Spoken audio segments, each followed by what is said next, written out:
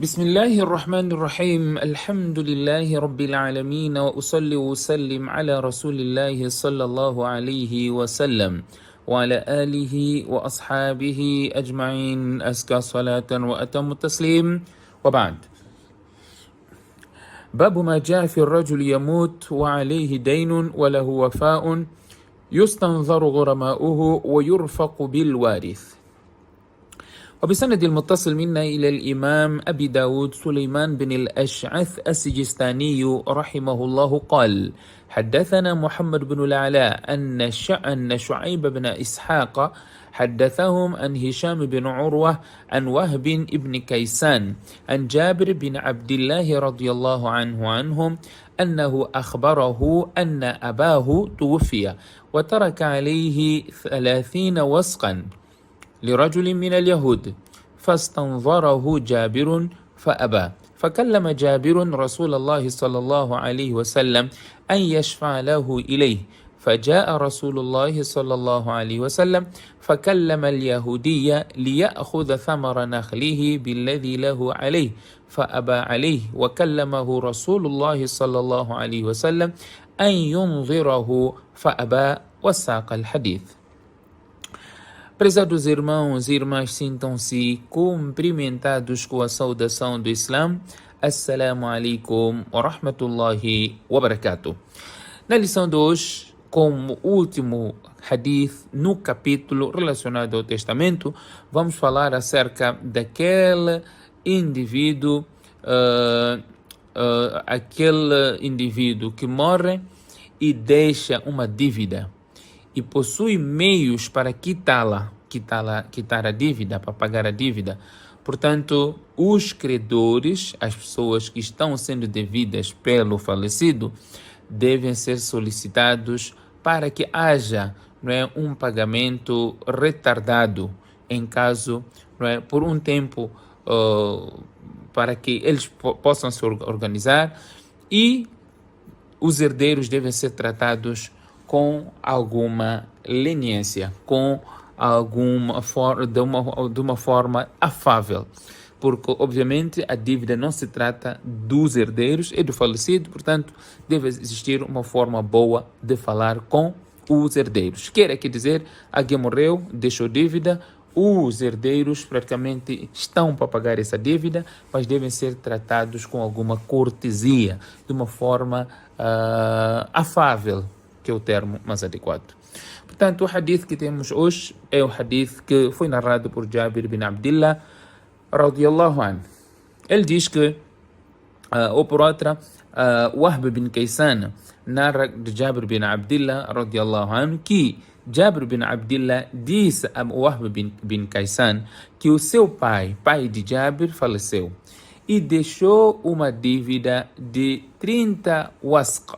30 wasq é uma quantidade é uma medida de grãos, não é? Uma quantidade enorme, não é?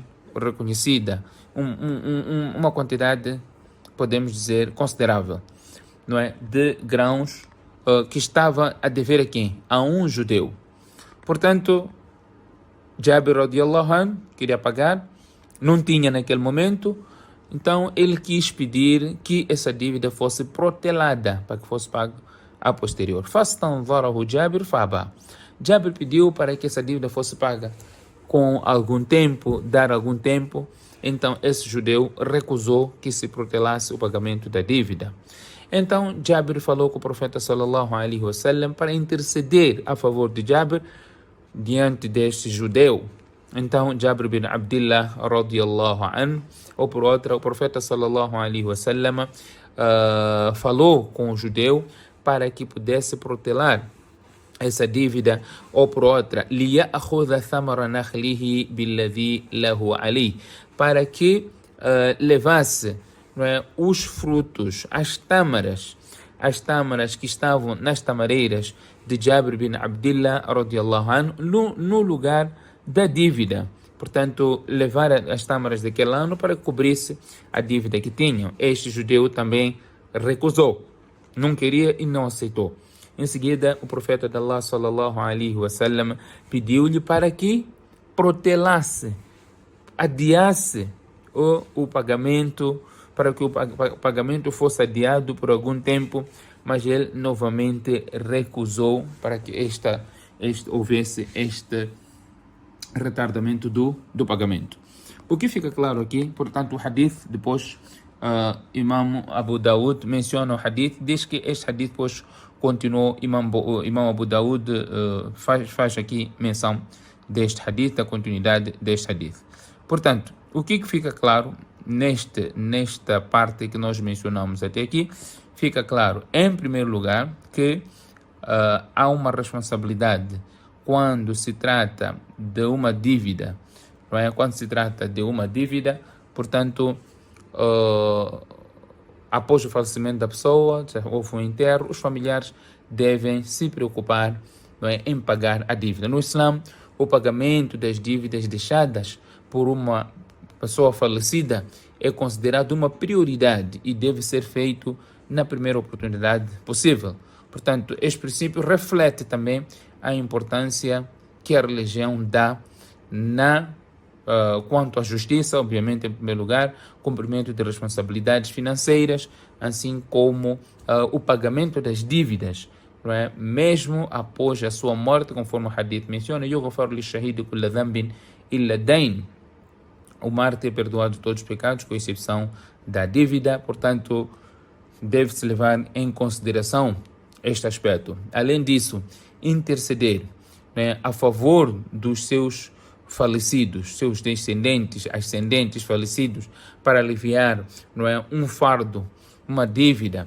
Portanto, é visto como um ato desejável e de muito mérito. E temos aqui o exemplo também, não é, a prática demonstrada de compaixão, não é, do profeta sallallahu alaihi wasallam na intercessão para que essa dívida fosse paga a posterior.